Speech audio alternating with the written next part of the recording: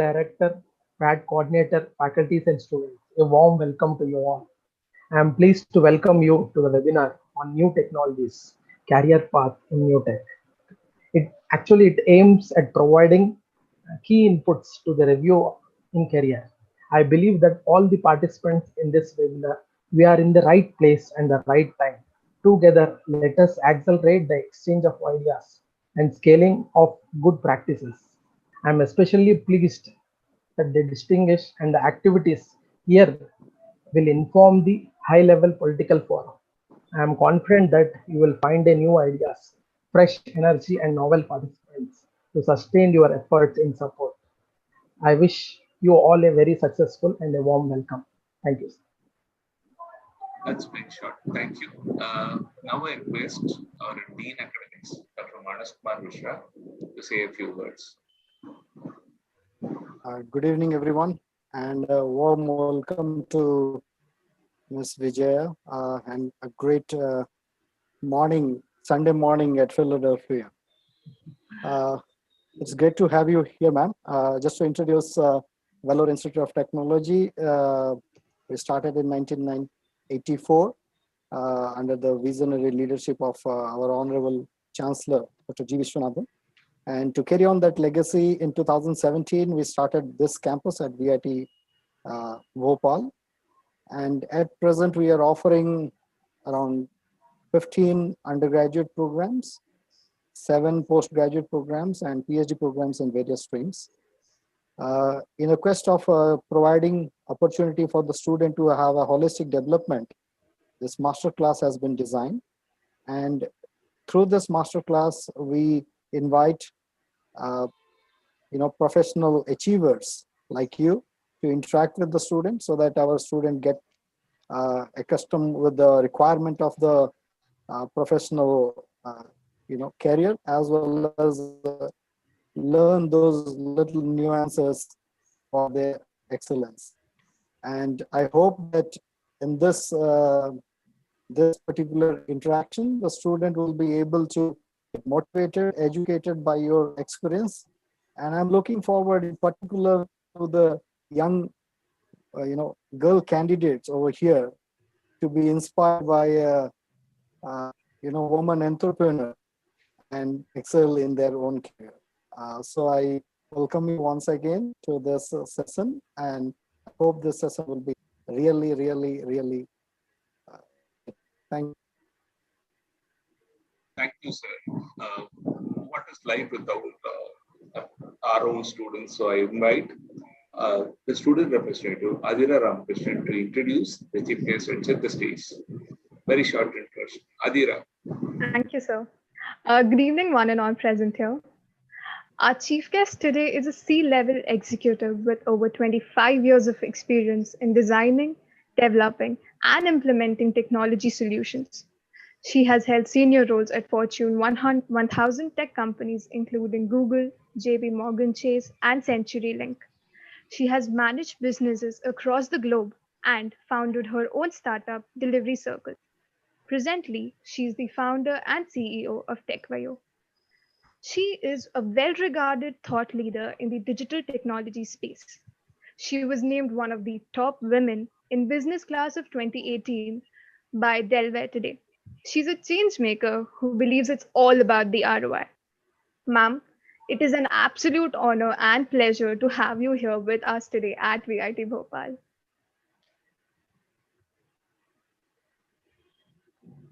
Thank you, Adira. Now we move on to the guest of honor. Sorry for this. We would want to give you a warm welcome, and this is how it's done. This is a shorter version of what we do normally. Over to you. Thank you, Dr. Sriram, and good Sunday evening for everyone. I'm actually even surprised that all of your students actually are willing to put in, Sunday evening hours to hear me out. That's a privilege, that's a pleasure that I have here today. Just so I understand, how many students do we have in this webinar, and can you just give me a little bit brief overview of the majors that they are in? I mean, is that just plain engineering, or is that specific to computer science? We have around 50 students who are in the meeting, and a large number of students are watching this live via YouTube as well. So what we did was open up two streams where people want to interact, they come into the meeting. Others who want to watch the sessions can watch it live over YouTube as well. IIT Bhopal is primarily a technical engineering university. We have students primarily from computer science engineering backgrounds, but we are implementing a new age curriculum with specialization streams like cybersecurity, artificial intelligence and machine learning, and gaming as a part of its curriculum. And there are some interesting programs like which have a mix of cybernetics and futuristic programs as well.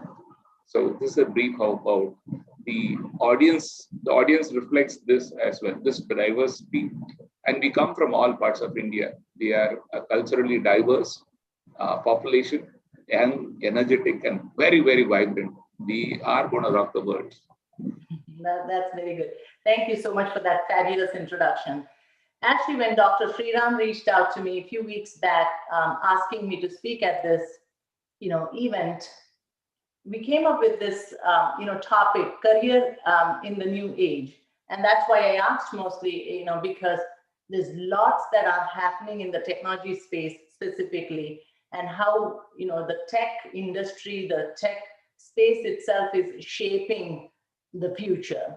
So with that, when I was trying to think of all the things that I wanted to talk about here in this session, I came with two objectives.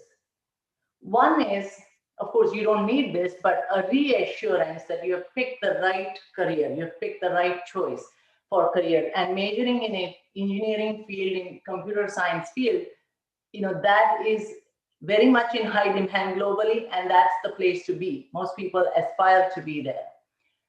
The second objective for me from this session or in this session is to inspire each of you to be true leaders, not just computer science engineers. And I'm not saying this because there's nothing wrong with just being computer science engineers, but being true leaders in the next gen, in developing a career path as true leaders in that space actually is far more gratifying, right?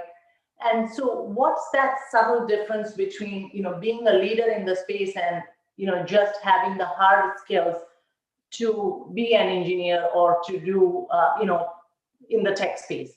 The subtle difference is that the hard and the soft skills.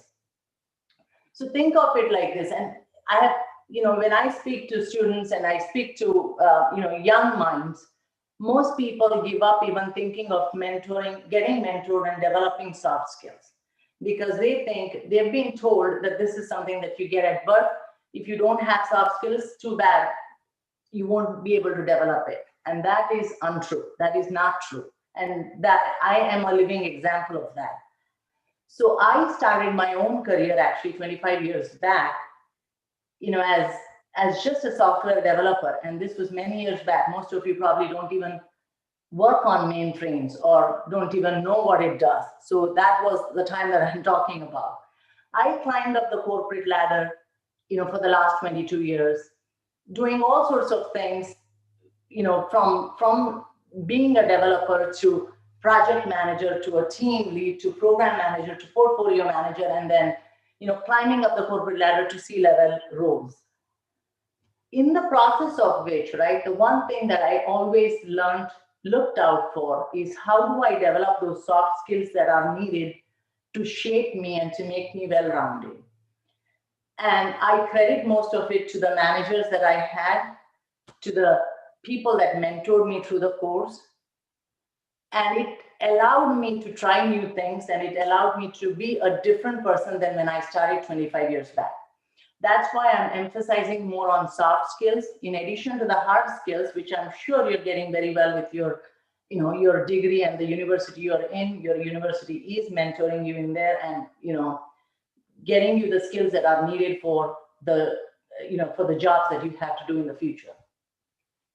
But if there was one thing that I would tell my younger self, that would be to take more risks, to try new things, which, as I said, it took me 22 years in the corporate world to muster up enough courage to leave all that on the table and then go into entrepreneurship.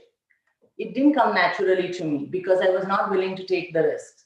I was not willing to try new things out. I was not willing to leave all that money at the table and go to zero and try ground up something. And I think you guys, as a young mind, as a young workforce, you have that opportunity. You have that opportunity much more than what I think our generation had. So when I talk about technology, when I talk about computer science, it's a lot different that has happened in the last 40 to 50 years, right?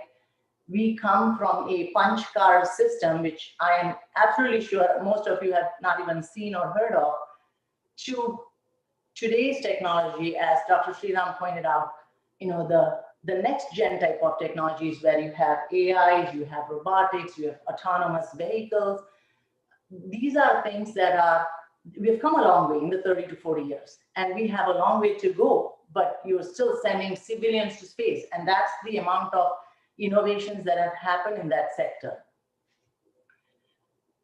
And I'll give you an example. About 10 or 12 years back, I was at a tech conference. And this individual, the keynote speaker there, envisioned two types of people in the world 50 years from now.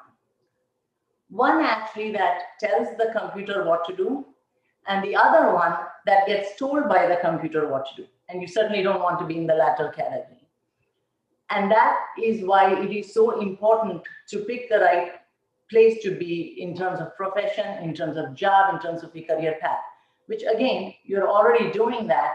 But the point is, innovation is the key, and to think the way that, what would I do? How would I make a difference? That's even more important. And I think I will touch on this, but post-COVID has taught all of us different lessons than what we had envisioned before that. The other thing that most students in universities ask me, what is a good, satisfying career? How do I get it? I would be lying to you if I told you I knew the exact way to get there. There are lots of books you can read on, coming up, pursuing your good career path, but all those books are not custom tailored to you. It would be naive to think that there is a playbook out there that defines all the steps that are needed to go and get a good, satisfying career. The way I have done and the way I look at it is, every day in the morning, if you wake up and you're looking forward to, getting to work, doing things that you're doing without a push to go do it, that's your litmus test. That's the job that you want to be in. It doesn't matter how many people like me stand in front of you and say, this is the way to go for a good career path, and this is how you should do it. The real litmus is, do you have to be woken up to send to your job, or do you do that just out of your own passion? And the best way to look at it is that if you are in a job that you have the most passion for, that's the career you should be in. That's the job you should be in, because there is no other way to understand if you have a good and satisfying career, if you have a good and satisfying job. Because the right job is that you're self-motivated for it, that allows you for a right frame of mind for innovations, and that gets you to that next step that you all of us want, right? We all want. In the field of technology, right, there are lots of buzzwords out there: AI, robotics, cybersecurity, self-driving autonomous vehicles, data analytics, data science. It can confuse people as to which one is good, where should I go, how, which one will get me to my best career 5 years from now. I don't think we should look at it like that. And that's my perspective, right? The way to look at it is, what problem am I solving? Where could I make the most impact? I have spoken to a few students here just about 4 or 5 weeks back, and one of the frustrations that they had was, India is a developing country, and there are lots of things that are broken. Things don't work the way we want it to be, and that's all. That's all true. But also under a developing country, under all those challenges, there is boatload of opportunities, and that's what people miss. Because when you look under the hood, there are lots of opportunities. A developing country actually, I'm sorry here, the developing country actually offers a lot more opportunities than if you were in a country that has actually all the things in place. So look at it from that perspective, look at it from that opportunity perspective. It's a bedrock for all technology innovations. The innovations, as they say, right, it comes from few areas. It comes from your own personal experience, from your own circumstances, from your own tragedies. And we see this. I don't have to tell you, during the COVID, there were many things that were done in every country globally that we would not have thought of about 3 years back, because we would not have thought of as a problem. Like, for example, in the healthcare space, right? Lots of tools and apps were put into place so quickly so as to we don't jam the hospitals. There is acute shortage of labor in the healthcare space. So we wanted to keep people away from the hospitals, and we had to do some things very quickly. So that's the ingenuity. That is the real innovation, right? And there are many more to come in that way. And that's why for you to, as a young graduate, right, the questions you should ask is, where do I make the most impact? What problems can I solve? Take a sector, whether it is energy sector, whether it is healthcare sector, whether it is retail sector, whatever sectors that you think do not work the way you want it to work. Think of it like this. If I were leading that space, what would I have done differently? What could I do differently? The one thing to keep in mind is technology innovations are for masses. You can't claim to have a good technology innovation that is only affordable to 1% of the population. That's really not an innovation, because they could afford anyways without your innovation, right? So the ultimate definition of whether you have really made a good technology innovation is, have you served the masses? Has your innovation made that difference in everybody's life? Is that more affordable now? Did you solve any real challenges in the society? I'm not here to endorse any particular technology or any particular company or anything like that. I mean, this is supposed to be broad, right? This is supposed to ensure that you have a lot of opportunities ahead of you. How do you go and chase those dreams? I didn't have a path that I had laid out, because I didn't have a whole lot of opportunities when I left India back in early 90s. And to me, what was successful, I set out to do certain things. I achieved, I think, more than what I set out to do. And the only way I did that was I had grit to go pursue those. And the reason I developed the grit is because that actually gets you to where you want to be. And I'll tell you why. Before we open it up for Q&A, I'll conclude with this, that as I said before, there is no playbook. If anybody told you there is a playbook that defines how you can go from 0 to 60, there's no such thing. It's going to be different. And how you adapt to change and how you embrace change is very important. But I can tell you this. In a foreign country, a young adult coming into, going into an MBA program here, it taught me a lot that you have to embrace change, you have to go with the flow, you have to make the most of your situation. I'll give you an example. In the class that I graduated with, lots of folks here in the US go for their master's and MBA program, at least back then, in their mid-careers. Like, most of them would have about 25 years of experience in their career, and then they would go for an MBA, kind of like the way I am right now. I didn't do it. I was only in my mid-20s. I was probably the younger ones in the class. I never had the courage to even ask certain questions, things like that, because I was younger, and I always thought Could I be right? Is it going to be embarrassing if I ask this question because I don't have the experience that these other folks have? But what that taught also is that, as I said before, right? If you believe that you've made the right choice, if you believe that that's the path that you want to go because you think that you're going to make a difference, then all that actually just becomes immaterial at that point. You muster up the courage, you do what's needed, and you get yourself through. So to conclude, right, I'll tell you, I won't bore you to death with a long speech here because we'll open it up for Q&As. I believe that was the agenda that Dr. Sriram, you had.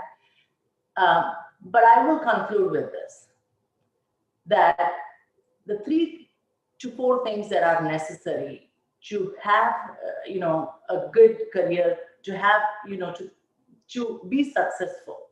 And this is not just me saying this. I have actually read about a lot of successful people. And the thing that stands out is believe in yourself. Because if you don't believe in yourself, nobody else will. And that, I had, as I said, coming in a young, a professional here, I had to learn that. Nobody's going to walk up to me and say, you do great when they don't know me. You have to believe in yourself. You have to believe in your choices. Work hard. There is nothing wrong with, working hard. People will give you jargons, work smart. Work hard, believe in yourself, believe in your choices. And always be on the lookout for opportunities. The reason I say that is most people expect opportunities to fall into their lap. It may very well if you're lucky, but luck and hope can't be our strategy, right? So you have to always be on the lookout for opportunities. And, most importantly, work in a field that you have passion for. Because if you are in the field that you have passion for, you believe in yourself, you make the right choices, you're working hard, you're always on the lookout for opportunities, that all equals to success and grit. And that's what actually gets you to that next level in your career, in your personal life, definition of success in my mind and what worked for me. So with that, I will conclude and let's open it up for Q&As because I know we have only about 25, 30 minutes here, right? I think. We have a lot of time. And thank you for your time. I usually talk a lot, but I'm speechless at your session. It's a lot of things to handle.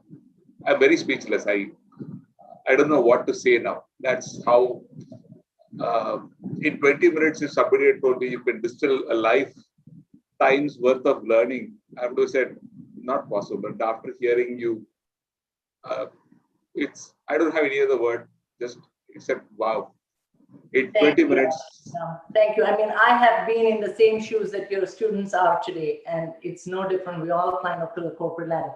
The one thing I would ask is, if your students connect me with me on LinkedIn, I will actually, dedicate certain amount of time as needed. If people have questions or if they feel like they need to be mentored in 1 to 2 type of skills, I'm certainly more than willing to help you and your students in that area as well. Wonderful opportunity for students' life. As you said before, luck can't be a strategy. Be prepared, and hopefully the students learn the message.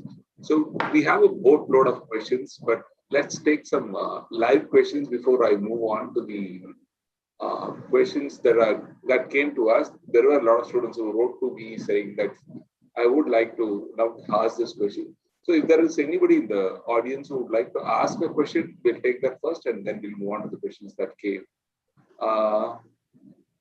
Guys, raise your hands and then I'll call you out. And then, yes, Aman.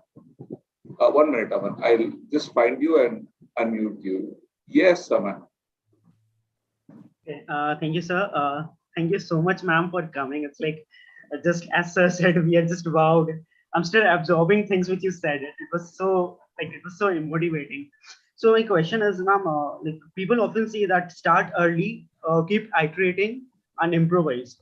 So do you believe the same thing? You should start even though if you think you're not ready for it, or what do you think? What is best in your opinion? Absolutely, you should. I mean, life in itself is an iteration, right? We never start off perfect, day one.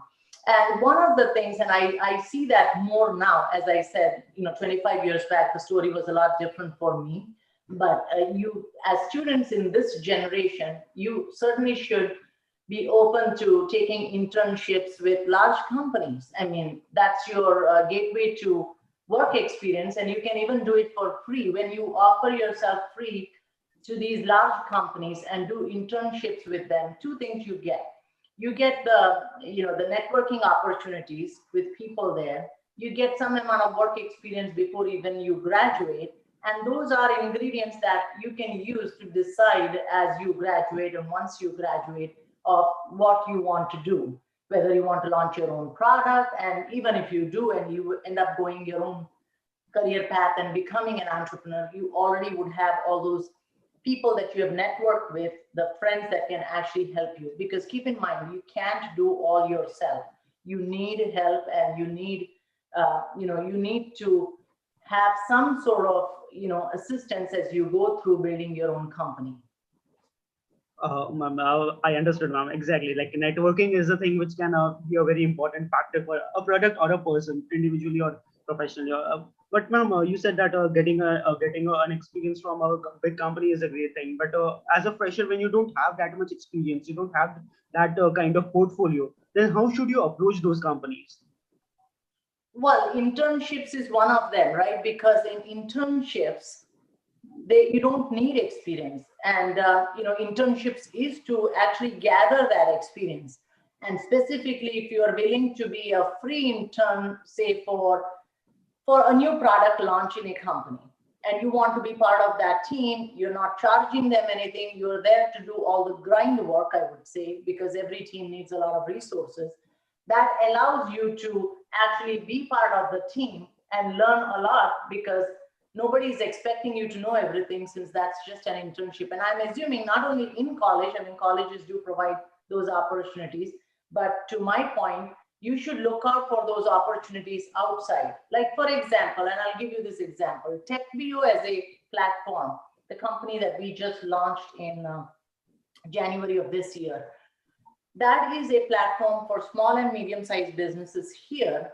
And on the other end, the supply side, right? We build a lot of companies out in India that actually either has a minimum exposure here to the US and European markets, but sometimes they don't. And what we do is we vet them out, we put them in our database, and then we make sure when we get the work, we use those companies. So the reason I'm bringing this up is there are lots of companies like TechVio that probably have launched in India. They are not very big, but they have, good team behind them. You should be actually interning with them, learning all the things from soups to nuts in those companies. And those companies don't require experience, because you're going in more like a additional help to the team, not necessarily you're taking a role in the company. If that makes sense to you. I'm sure there are opportunities like that. That's exactly what I really wanted to understand. Thank you so much. No problem. No problem. Any other questions? As you wait for asking the question, I gave part of the question on the Google form that we have circulated. A student asks, when is the right time to start a business? Do you start early? He wants to start a business in college. He's in second year. He wants to start now. Or should I wisen up and then start my own business? No, you should have remembered the question. You should have remembered the sound bites from what I said. I actually regret not starting it earlier. And if one thing I had to tell my old self, that would have been to take more risks and start earlier.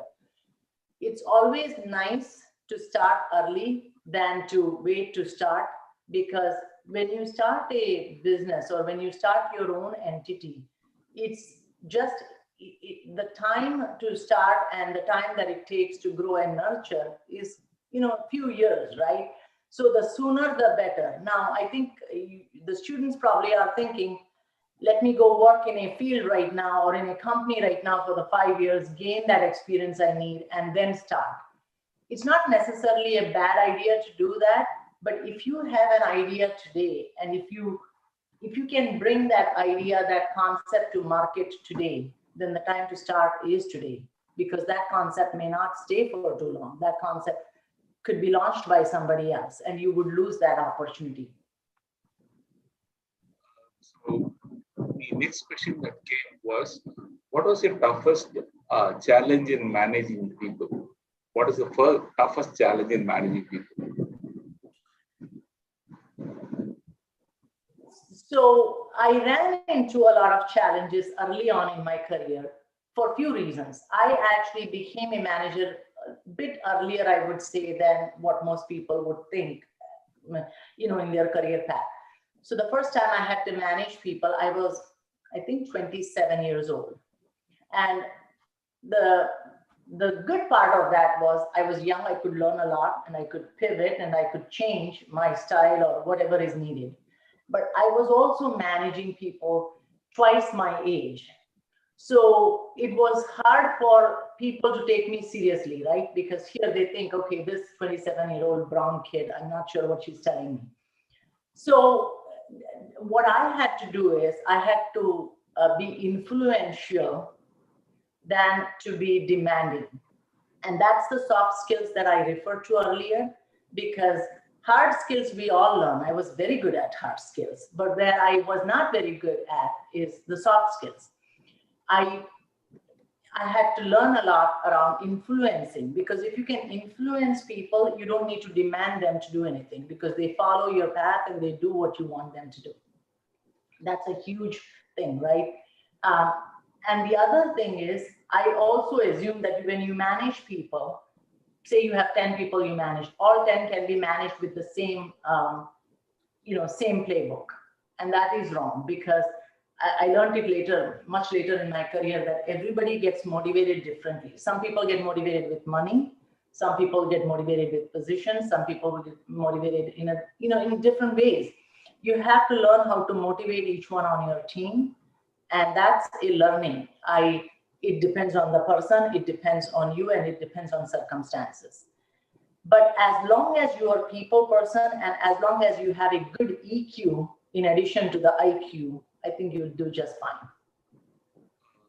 We have the next question.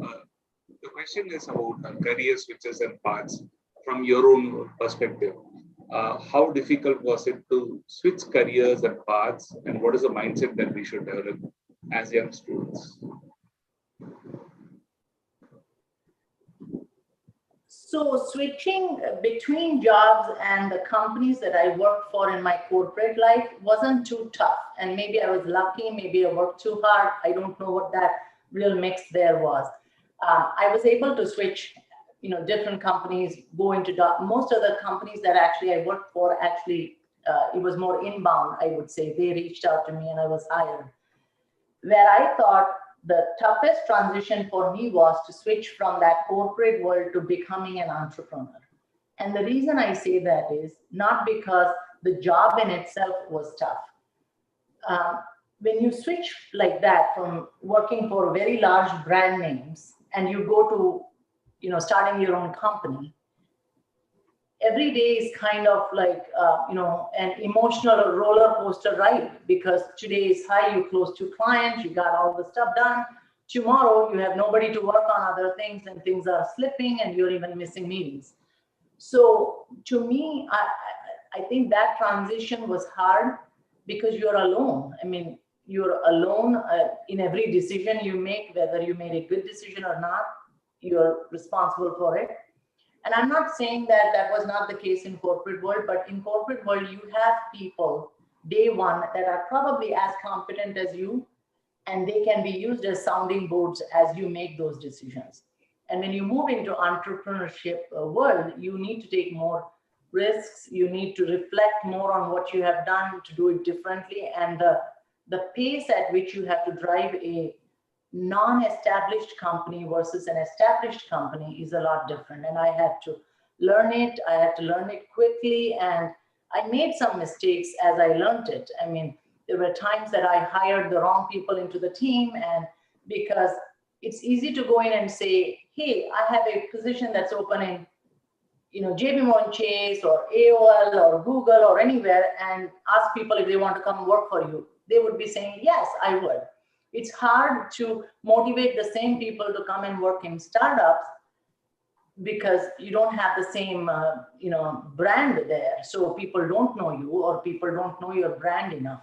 So it's hard to attract the right candidates. And as a result of which, there were times that we ended up, hiring the wrong people and slowing our process down and things of that sort. So that's a learning for me from going to from the corporate world to the entrepreneurship world.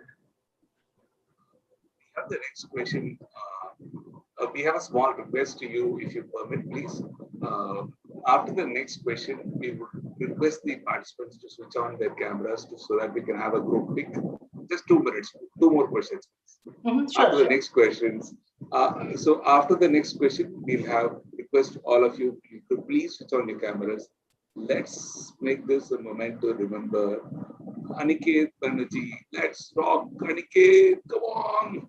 Good evening, sir. Good evening, ma'am. Good evening to all these faculty members present here, my friends. Ma'am, actually the question is... We are your faculty members, man. Come on. Let's make it rock. Yes, sir. Ma'am, actually, I was a bit curious on what is going to be the biggest bubble burst that is going to happen in a decade, maybe, or 5 years in the technological sector. I don't want to sound like I'm an oracle and I can predict everything that other folks that are 1,000 times smarter than me couldn't. I think if you look at few sectors that in technology space that will take off, or at least it will have a lot of visibility than what it has today, is the cryptocurrency, right? That's coming up a lot. I don't want to call it a bubble, but it's coming up a lot. People don't know. And in fact, there is an article that I'm writing on cryptocurrency that will be up on our site or on LinkedIn very soon. Is that I've had people ask me, is this good thing? Is this bad? I don't know that there is a lot of understanding on what it is and how it works and whether it is good or bad or whether it is here to stay. So there will be a lot of visibility to that and it could go one way or the other. I think, in my opinion, there is still a lot of room for that sector to grow. And the other thing is in the energy space, right? Like, the green energy space, because of the climate change and all that stuff, lots of countries are pushing money and talent into that space. And we see that here in the US, we see that in India. So that's a space that actually is going to, really catapult very quickly from where it is today. And the third one, like it or not, would be in the cybersecurity space as well. And that's because you hear this almost every day that somebody or the other is getting hacked. So that area actually is also going to get a lot of visibility. There will be a lot of job opportunities there to do differently, to come up with new ways to prevent, proactively manage your systems, processes, and things like that. The other things that are happening here, and I'm sure you see that in India as well, is, the autonomous stuff. And that happens because, as I said earlier, for a reason, there is an acute labor shortage here in the US. So most companies are figuring out ways to, automate things where they don't need a lot of human manpower. So whether it is in the self-driving cars, whether it is in the, the AI space, robotics, I would say, not AI per se, but the robotic space. So there's lots happening in that space because of, a dire need to fill those roles or to keep your business going. So I wouldn't call any of these bubble, but these are 5 or 6 things that you should be on the lookout for. And depending on where your passion is, you should pursue those because any one of these is going to be at a much better spot than where it is today. I would request now all of the participants to please turn on your camera. Let's have a group pic together. Let's try this. Let's rock. This is VIT Bhopal and let us rock. Yes. Beautiful smile, Aniket. Aniket has a beautiful smile. We should call this Aniket smile. Adira has a smile. So, Sharmasi sir, I think you're clicking said quickly before just who lets it rock. How do I do this? I should unpin the host, is it? Getting very bold. Getting very bold and Mr. said, have you got it? Yes, sir. Views are very less only. 1 second. That's fine, man. That's fine. That's fine. Let's 1 second. Beautiful. Now we have something and let us rock. Sonali ma'am has a wonderful smile. Let's rock. That is the biggest smile, man. Ayush, don't feel sad. Come on. Ayush, don't feel sad. Come on. No, not sad. One more time, if I say you're going to be sad. Okay, that's fine. Thank you. Prajwal. No. Yes. So let's rock and just over to you. Thank you, man. Thank you for this. Thank you, actually. Really, thanks everyone for your time. I know it's Sunday evening. Unlike here, I can probably do it in the morning and still have the day for myself. But thank you so much for everyone's time. And I would still like to keep in touch with each one of you. So actually, as I said before, connect with me on LinkedIn and we will stay in touch. Again, thanks so much for your time. If you can spare 2 minutes, I have my team member, Dr. Anil Patone, who wants to say thanks, and let him say thanks. Anil, sir?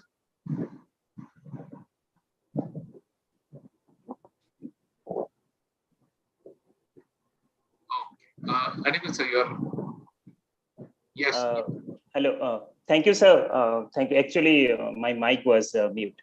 Okay. So thank you, ma'am. This was really a motivating, inspiring, and thoughtful session.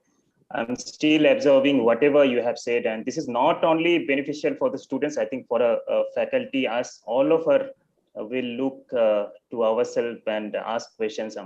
Ma'am, I want to just quickly summarize whatever you have said, like that we should look for the opportunities, work hard, and that will actually, there is no defined path to get a success.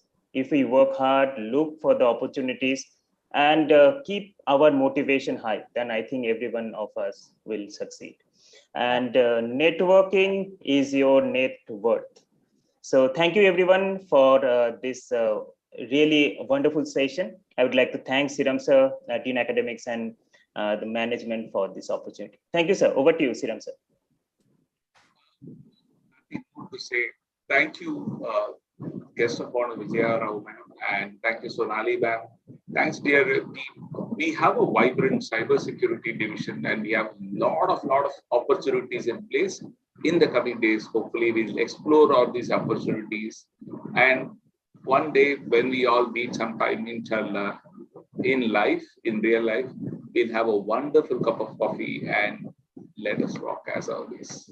Absolutely. Looking forward to it. Actually, when I come down to India, I had promised that to Sonali as well. So when I come down to India, I'm hoping to be there this year, end of this year, if not early next year for sure. And we should. I would make that time to come meet with you as well. So let us host you with a cup of coffee and a wonderful smile. With those few words, thank you, everyone. It's day for the guests. It's night for us, and long time to go, long ways to go, and lots of things to accomplish. Let us rock. Let's rock the world. Thank you. Thank you. Good luck with everything, and I'm sure you'll do good. We will be our VIP Gopal. Thank you. Yes, students, thank you. Off for dinner, off for lunch, off for the wonderful work ahead. And thanks to Lisa, it's beautiful, man. You are a star.